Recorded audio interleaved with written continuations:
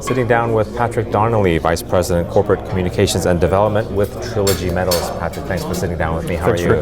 I'm great, thank you. Thanks for having me on.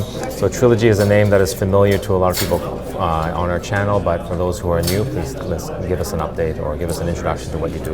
Well, we're a developer up in the Ambler mining district in northwestern Alaska, specifically at our Upper Kobuk mineral projects. And we're focusing on two projects there, Arctic, which we're working on a feasibility study on, and Bornite, where we're drilling on right now. So we got an $18.2 million budget, this is US dollars, and the Ambler mining district, which we own about 90% of, is a volcanogenic massive sulfide district. I compare it to an Iberian pyrite belt or to probably the Flim Flam belt in Manitoba. So, you know, we're pretty busy there. We have a partnership with NANA and the local Native Corporation. We also have an option to form a joint venture with South 32, which is a large Australian company. So we're well financed. We got $36 million in the bank, US, market capitalization of $300 million. Okay, obviously that cash is very important to continue your activities, but also to endure this bear market we have in gold and commodities in general. What's the key to surviving and prospering and through a bear market? You know what? One thing we have, I think we have one of the highest grade projects in the world at Arctic. And regardless of where you are in the cycle, if you've got a high quality world-class asset, you can operate in any environment. And we also have really good supportive shareholders. You know, Arctic has got reserves of 43 million tons at 5% copper equivalent. There's not too many places in the world that have those grades or size. And again, you know, we have a 70-mile long belt of these deposits. So the exploration upside is incredible. Alaska is a really good place to do business. You know, the federal government in the U.S. is very, very pro-mining. The governor's very pro-mining. And we're delivering a lot of news, and also so it's just being the right place, the right time, solid project, good partners, and regardless of the markets, you know, if you have a high quality asset, you're gonna get some attention. So the Arctic project you mentioned, we're looking at a feasibility study completing sometime early 2020. Is that Correct. Still true? Yes, we are. We're moving ahead with that. Currently, we're doing two things at Arctic. One, we're preparing it for permitting. So we're doing permitting, pre-permitting activities there right now. So hopefully by the end of this year, early next year, we'll start permitting. And then we're well into feasibility study work right now. We'll have a feasibility study out probably early next year in the first quarter. Okay, so on my notes, let's have an update on the Bornite project. Well, we're very busy at Bornite right now. We have a so out of the 18.2 million we budgeted, about half of that is going to Bornite. So we're drilling about 12 holes of Bornite, infill and extensional drilling.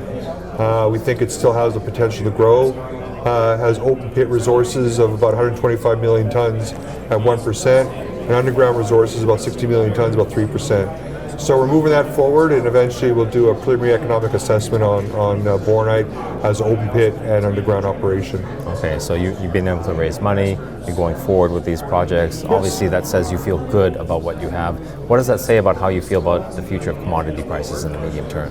You know, despite the fact that, you know, there's a little bit of pressure on commodity prices, the fundamentals for copper are absolutely outstanding.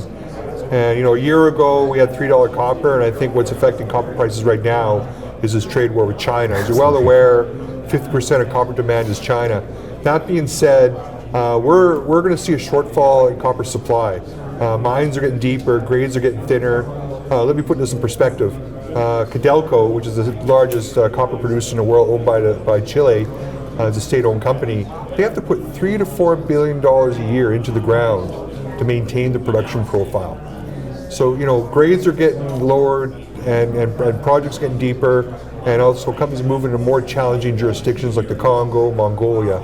So we're going to see either flat to slightly increase in supply, but it's not going to keep up with demand. And then when you look at, you know, we're looking at, you know, because of global climate change, a carbon-free planet, we need, you know, these electric vehicles all need significant amounts of copper. And there's no substitute for copper. Average electric vehicle requires 200 pounds of copper. Buses, trains, everything else needs a lot of copper, and there's no substitute. So I think we're about to enter a new age for copper because if we want to, again, deal with global warming, we need to produce more copper. And again, average copper mine requires billions of dollars in capital, and it's really hard. And right now, it's very difficult to finance that. And that's one thing we have. The average copper grade is below 1%. Our average grade is 5%. It's an order of magnitude greater.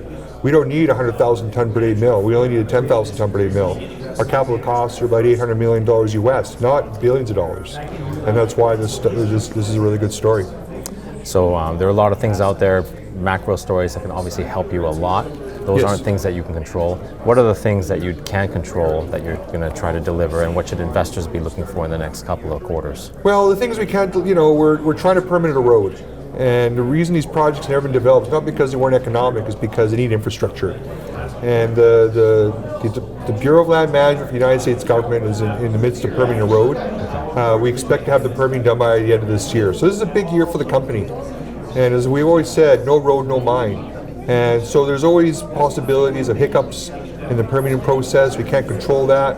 That being said, the Trump administration has been very, very supportive. The governor's been very supportive. The local indigenous people have been very supportive on getting this road permitted, and that's the linchpin in all of this. Obviously, U.S. elections can also have an impact. We'll get the road well permitted. The road will definitely be permitted before the next U.S. election, but we still need to permit the mine.